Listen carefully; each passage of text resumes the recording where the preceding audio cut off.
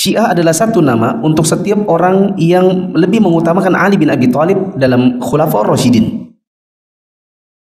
Yang sebelum beliau radhiyallahu anhum. Mereka berpendapat bahwa Ahlul Bait yang lebih berhak untuk memegang khilafah. Dan khilafah selain mereka berarti batil. Padahal sebelum Ali ada 3 khalifah. Siapa saja? Abu Bakar, terus Umar, terus Utsman. Ini sebelum Ali. Bagi mereka, Abu Bakar, Umar, Utsman ini tidak sah. Karena mereka bukan Ahlul Bait. Harusnya bagi mereka, bagi orang Syiah Rafidhah, harusnya Ali. Makanya Syiah Rafidhah itu mengkafirkan Abu Bakar dan Umar. Ya. Bahkan mengkafirkan secara umum para sahabat kecuali hanya segelintir saja. Syiah adalah produk kaum zindiq. Sebagaimana disebutkan Ibnu Taimiyah. Syiah itu dibentuk atau dibuat oleh seorang Yahudi yang bernama Abdullah bin Saba. Abdullah bin Saba. Kalau Khawarij itu nenek moyangnya namanya Dzul Khuwaisirah. Dzul Khuwaisirah. Sedangkan Syiah Rafidhah nenek moyangnya namanya Abdullah bin Saba. Syiah ini bisa sampai pada taraf kekafiran. Meskipun ada juga di antara para ulama yang mengatakan Syiah itu kan modelnya atau sektenya macam-macam. Ada sekte yang dikafirkan oleh para ulama, contohnya Rafidhah. Ya, yang kata Ustadz Firanda, kita rasa kalau yang ada di Indonesia, kebanyakan mereka itu menisbatkan diri kepada yang ada di Iran, yaitu Rafidhah. Sangat jarang yang bilang, oh kami itu Syiahnya Zaidiyah aja, nggak ada Arab. Sedangkan Rafidhah ini sudah pada tahap kekafiran. Ada juga Syiah kekafiran yang lain namanya Syiah Houthi atau Houthiyun. Ada juga Syiah namanya Syiah Nusairiyah. Mereka meyakini kalau ada guntur di langit itu Tuhan Ali lagi batuk. Ini namanya Syiah Nusairiyah. Bahkan bagi mereka Ali lebih utama bukan hanya Khulafaur Rasyidin, tapi lebih utama dari Allah. Mereka bilang kami menyembah Ali dulu baru menyembah Allah. Ini sudah pada tahap kekafiran. Syiah ini memiliki banyak keyakinan kufur. Di antaranya kita langsung ke nomor 2 saja. Meyakini bahwa Al-Quran yang ada pada kita saat ini adalah Al-Quran yang sudah diubah. Dan siapa yang mengatakan Al-Quran sudah diubah atau Al-Quran yang kita pegang sehari-hari itu tidak murni, maka dia kafir. Karena di dalam Al-Quran ada ayat di surat Al-Hijr ayat 9, Inna nahnu nazzalna dzikra wa inna lahu lahafizun. Kami yang turunkan Al-Quran dan kami akan jaga, kata Allah. Al-Quran itu dijaga oleh Allah. Bagi mereka, bagi orang-orang Syiah, Al-Quran yang ada di tangan kita ini tidak lengkap dan sudah digonta-ganti oleh sebagian sahabat Nabi. Mereka bilang tidak lengkap, tidak asli. Yang asli itu namanya Mushaf Fatimah, kata mereka, bukan yang ada di tangan orang-orang Sunni. Itu cuma sepertiganya. Bagi mereka Mushaf Fatimah itu ukurannya 3 kali lebih besar. Berarti yang ada di kita ini sekarang berapanya? Sepertiganya aja. Terus dari mana nanti sepertiganya lagi atau 2/3-nya lagi ada di mana? 2/3-nya lagi itu nanti akan dibawa oleh Imam Mahdi. Kapan? Nanti di akhir zaman, ketika Imam Mahdi keluar dari gua yang namanya Gua Samarrah. Ya. Tapi itu nanti di akhir zaman. 2/3-nya baru dibawa oleh Imam Mahdi. Begitu. Nah ini gimana ya? Kalau antum mau menjalani maksudnya kuliah gitu di kampus, sudah mau pendadaran gitu ya, sudah mau wisuda bahkan, baru dikasih tahu, Mas, jadi peraturannya di kampus ini adalah ini, ada 2/3 yang selama ini kami sembunyikan. Ya, sekarang Masnya sudah mau lulus, berikut ini adalah peraturan-peraturan yang selama ini kami belum beritahu. Loh, jadi gimana Pak? Nah, selama ini Mas kuliah 4 tahun, 5 tahun ini baru 1/3 peraturan. Ya, yang 2/3-nya ini baru mau kami kasih tahu sekarang. Ini orangnya apa? Sudah selesai urusannya, baru kemudian dikasih tahu peraturannya, kan aneh. Maksud saya, nanti ketika keluarnya di akhir zaman, berarti kaum muslimin ini sudah hampir habis orangnya, sudah banyak yang berdosa, baru dikasih tahu hukum-hukumnya itu 2/3 belakangan. Benar-benar nggak masuk akal. Coba mau ambil SIM, kan kalau ke polisi kan dikasih tahu, ini Pak ya peraturannya. Satu, berapa tahun? 17 tahun. Ada surat SKCK, surat keterangan dari dokter, tapi ambilnya di apotek depan situ. Terus nanti bayarnya di loket. Nanti ada tes ini, gitu kan? Mana ada orang sudah hampir dapat SIM, baru dikasih tahu, ini Pak peraturannya. Bukannya kemarin sudah Pak? Oh belum, itu baru 1/3 peraturan. Kami kasih taunya nanti terakhir, kalau sudah jarang dapat SIM. Mungkin atau enggak? Itu logikanya orang-orang Syiah kalau mereka bilang, nanti 2/3 Al-Quran baru keluar di bawah Imam Mahdi di akhir zaman. Ramput. Terus mereka meyakini nomor 3. Syiah Rafidhah itu meyakini bahwa imam-imam mereka memiliki satu kedudukan yang tidak dapat dicapai oleh malaikat dan juga tidak didapatkan oleh Rasul. Pemimpin mereka yang namanya Khomeini ini pernah berkata, dan sesungguhnya yang pasti dalam mazhab kami, orang-orang Syiah Rafidhah, bahwa imam kami memiliki makom atau kedudukan yang tidak dapat dicapai oleh malaikat dan nabi sekalipun. Apa maksudnya? Maksudnya adalah termasuk diantaranya Jibril dan Nabi Muhammad.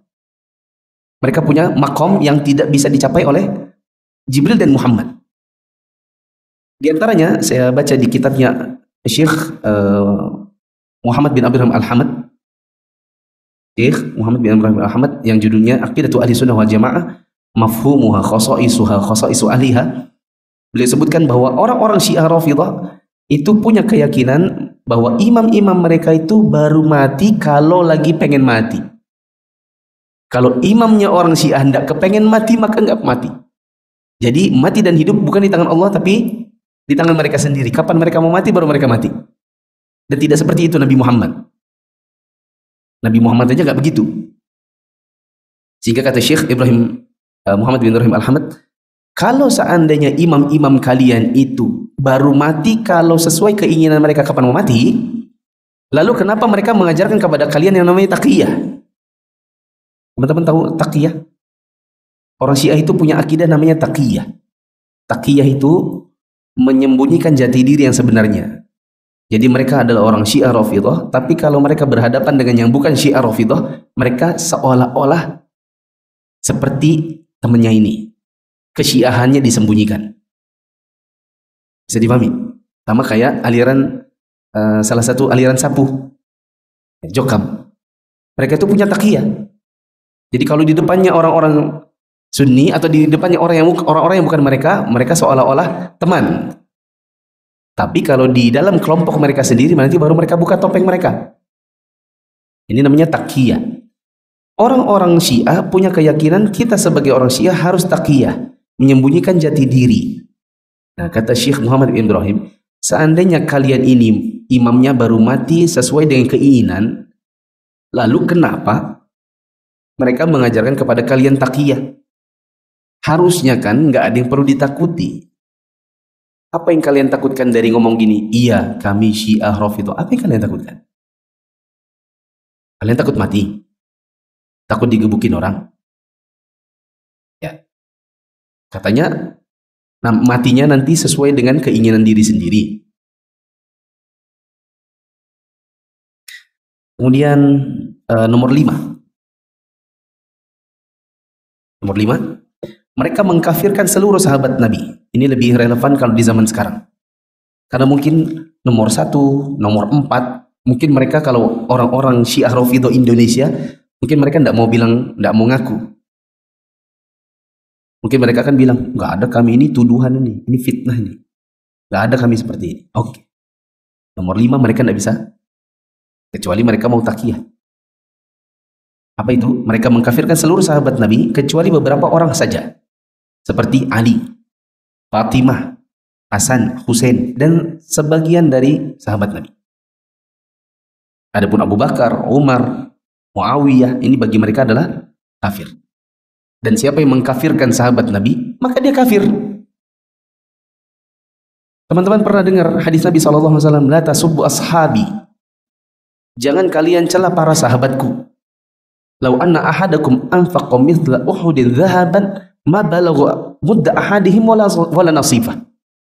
Seandainya kalian ini menyedekahkan satu gunung Uhud isinya emas semua, maka pahala yang kalian dapatkan dari sedekah satu gunung Uhud itu dari emas semua tidak akan bisa menyamai pahalanya di sisi Allah bila mereka berinfak hanya dengan 2 telapak tangan atau setengah telapak tangan yang isinya cuma gandum. Ini mencela sahabat Nabi. Bagaimana kalau mengkafirkannya? Begitu. Nomor 6. Di antara akidahnya orang-orang Syiah itu adalah taqiyah, yaitu zahir dari ucapan dan perbuatan mereka tidak sesuai dengan hati dan batinnya. Ini sebenarnya setara dengan dusta dan kemunafikan. Karena Nabi SAW juga pernah mengatakan, ya, di antara bentuk munafik itu adalah seseorang datang kepada satu kaum dengan satu wajah, datang ke kaum yang lain dengan wajah yang berbeda. Ini bentuk kemunafikan. Coba kalau kita punya teman kita ini kalau di depan kita baik, di belakang kita ngomong berbeda, ngomongin kita malah. Ini apa namanya? Suka kita bilang, kamu ini apa? Kamu ini munafik. Di depanku kamu sok baik, di belakang kamu bicarakan saya. Dan orang-orang Syiah ini punya keyakinan taqiyah. Mereka tidak bisa menyembunyikan kalau mereka sedang ibadah. Tapi kalau kita hanya sedang dialog, mereka bisa menyembunyikannya. Bagaimana kalau mereka sedang beribadah? Kita bisa lihat di antaranya. Ada orang kalau ibadah suka model jamaah suri. Padahal nggak ada kebutuhan. Sholatnya mereka dalam satu hari itu 3 waktu. Subuh, sama subuhnya. Datang zuhur, mereka tidak zuhur. Nanti datang jelang asar, mereka zuhur dulu. Baru kemudian asar. Datang maghrib, mereka belum sholat maghrib. Nanti datang waktu isya, baru mereka maghrib, nyambung isya. Mereka bikin jamaah suri, tapi hari-hari. Ini salah satu ciri-ciri. Tapi kalau kita temukan orang begitu, jangan terburu-buru. Bisa jadi di wanita istihadhah. Karena wanita istihadhah, salah satu keringanan bagi mereka jamaah suri. Jangan nanti, maaf ya, mbaknya ini wanita Syiah Rafidhah ya? Kok bisa? Iya, saya lihat tiap hari sholatnya 3 waktu. Oh enggak, saya ini wanita istihadhah. Saya bukan Rafidhah, istihadhah. Ya. Kitanya balik nanya, istihadhah itu apa? Lah, malu-maluin aja. Perempuan kalau darahnya keluar terus-menerus di luar dari masa-masa haid, itu namanya istihadhah. Karena mereka sulit untuk terus-menerus sholat sebagaimana biasa, maka diberi keringanan. Mereka bisa jamaah suri, supaya membersihkan kemaluan dan mengganti pakaian hanya 3 kali, nggak perlu 5 kali. Gitu. Ciri-ciri yang lain, kalau buka puasa, siapa tahu teman-teman ada yang buka puasa kantor, orang udah buka dari tadi, kok dia belum makan-makan? Lagi pula memang sudah dicurigai selama ini kalau sholat itu kok zuhur nggak muncul, nanti asar kok kayak 8 rakaat. Kalau ditanya kamu ini alirannya apa, dia bilang udah sama aja. Nah, begitu Ramadan ketemu pas buka puasa, orang sudah buka puasa dari maghrib, dia nunggu gelap. Kalau ditanya kapan kamu bukanya, dia bilang nanti tunggu gelap. Maka ini salah satu ciri Syiah. Ciri-ciri yang lain, kalau mau sujud mesti ada alasnya. Alasnya kadang-kadang bentuknya kayak sabun bundar. Sabun apa bundar? Kayak sabun hotel. Ya, kayak sabun hotel. Kayak kue bingka. Kue lumpur. Nah, ada mesti dikantonginnya. Nanti kalau dia mau sujud, dia rogoh dulu kantongnya baru ditaruhnya dulu. Jadi dia sujudnya pakai kue lumpur itu. Karena bagi mereka ini adalah perlambang batu Karbala. Yang tanahnya itu bagi mereka lebih mulia daripada tanah Makkah Madinah. Itu kalau sujud pakai kue lumpur. Kalau mereka lagi tidak bawa kue lumpur, ada aja pokoknya. Entah sapu tangan, entah tisu. Padahal ada alat sujud.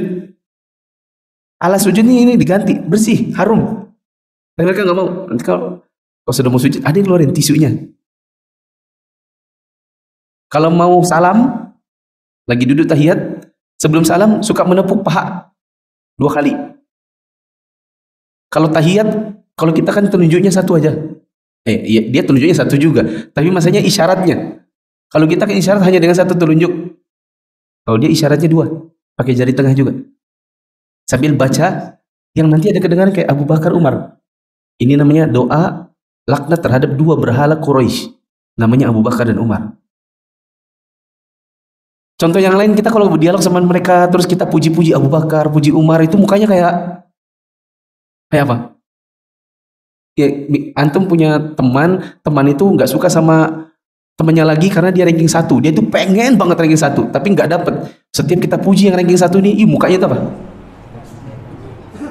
Gitu ya, kayak dongkol gitu.